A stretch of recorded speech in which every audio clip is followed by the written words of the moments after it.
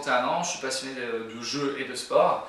J'ai fait une licence sportive pour être enseignant en EPS à l'origine, ce qui m'a permis d'avoir pas mal de compétences en événementiel sportif ou même dans la conception d'activités de manière un petit peu plus générale. J'ai également passé un master spécialisé dans le management du sport et la gestion des entreprises sportives, ce qui m'a amené à créer ma société, qui est une société qui organise des événements sportifs spécialisés dans l'organisation d'activités un petit peu originales comme une catapulte qui envoie les gens à 15 mètres de haut dans l'eau ou du combat à l'arc.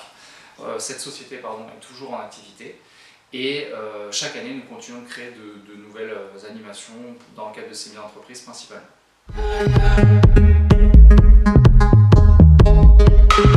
On a commencé à faire des escape games en cherchant à évoluer un petit peu notre activité d'événementiel. On cherchait des activités qui soient un petit peu plus fédératrices que ce qu'on proposait déjà.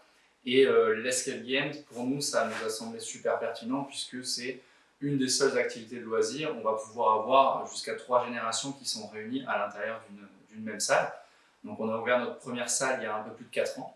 Et on a vite eu du succès, que ce soit dans notre enseigne qui s'appelle The Live Room à Bayonne, mais également en tant que concepteur d'escape game, puisque très rapidement d'autres sociétés nous ont contactés pour qu'on leur fasse des escape games clés en main. Et aujourd'hui, on a construit plus d'une dizaine de salles partout en France.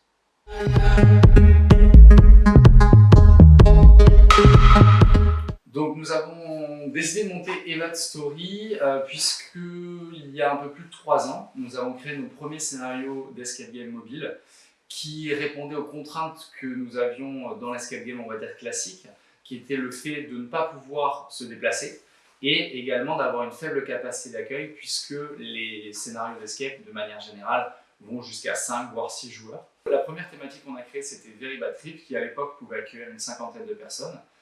Ça a de suite séduit nos clients. Nous avons été amenés à construire beaucoup plus de scénarios variés, parce que nous avons toutes les compétences pour le faire en interne. Ça va du scénario jusqu'à la création des objets et voilà, tout de manière générale. Nous avons aujourd'hui des scénarios qui permettent d'aller jusqu'à 300-350 joueurs. La volonté de se monter maintenant en réseau, elle est simple, c'est que nous avons travaillé dans toute la France à travers ces différents jeux d'escape game mobile, mais être en réseau avec des affiliés dans différentes villes nous permettrait de répondre à beaucoup plus de demandes et d'être beaucoup plus réactifs sur l'ensemble du territoire.